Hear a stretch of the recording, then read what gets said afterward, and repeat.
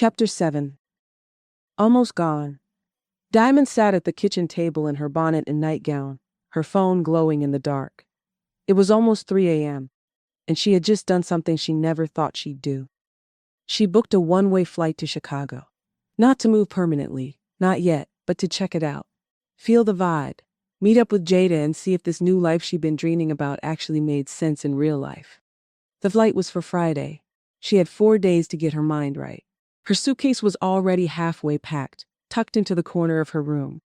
Every night she added something else. A pair of jeans, a different cute wig, a couple tops that gave interview ready but still cute.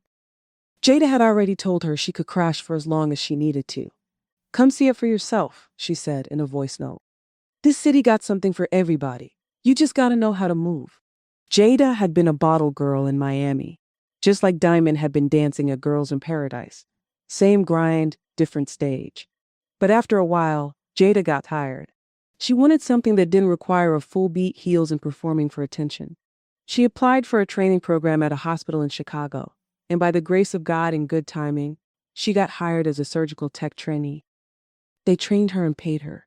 Now, she worked in scrubs, clocked out before sunset, and had peace she never knew existed. Every time she scrolled on Jada's Instagram page, she looked happy.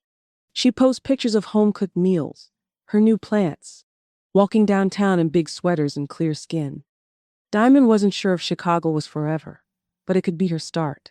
And after that, maybe Mexico. She was serious about that too. She had been reading about people who moved there and were living off half their income. Fresh fruit, real peace, slower days. No more lights, no more loud music, no more pretending to love strangers for tips. But for now, her eyes were on Friday. Earlier that night, she'd been filling out job apps. She had a system. Pick something entry-level, type up a fake job history, and list one of the girls at the club as her supervisor. She hadn't worked a real job since she was a teenager, so finessing her resume felt like survival, not lying. "If I can just get in the room," she whispered to herself, "I can talk my way into the rest." She was mid-application when there was a knock at her door. "D, you up?" It was Ashley. Her voice was soft, shaky.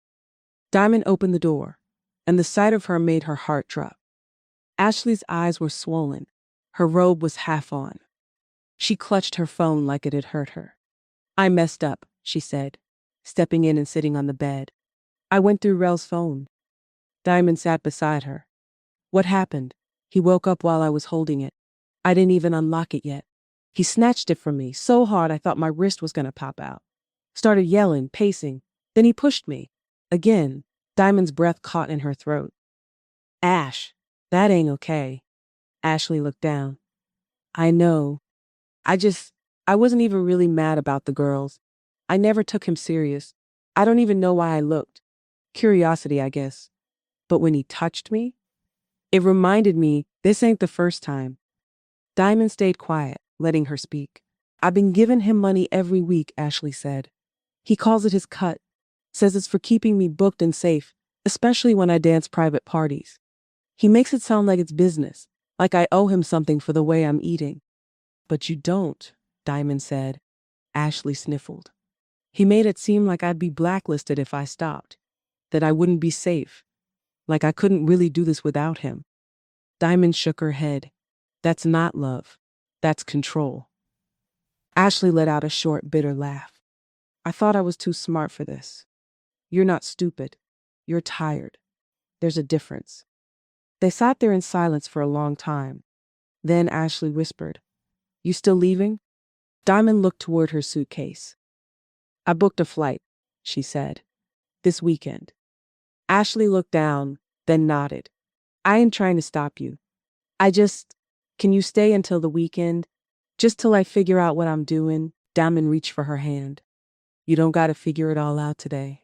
Just know you don't deserve this, and you're not alone."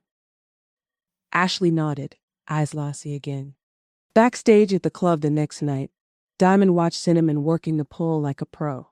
She was young, fierce, and full of energy. The crowd loved her. Diamond clapped half-heartedly as she counted her tips. It didn't feel like jealousy, more like déjà vu. She had been that girl once. Now she just felt tired. Cinnamon sat beside her after her set, panting. You good? Diamond asked. Girl, I'm beat, she said. Some dude followed me halfway to my car last night. I told security. They ain't care. Diamond nodded. I believe it. You ever feel like we just trapped in a cycle? All the time. Then why we still here? Diamond looked at her with the kind of gaze that holds weight. Because leaving is scary, but staying will break you. At home that night, Diamond laid in bed and scrolled through photos of Chicago. Food markets, Lake Michigan, Jada in scrubs smiling by the hospital. Her phone buzzed. Jada, Friday still on? Diamond, yes, I need this. Jada, I'll scoop you from the airport. We'll go eat first. Then I'll show you the spots. You're gonna love it here. Diamond smiled and looked at her suitcase. Her stomach fluttered, nervous, but ready. She was almost gone. And this time, she wasn't coming back empty-handed.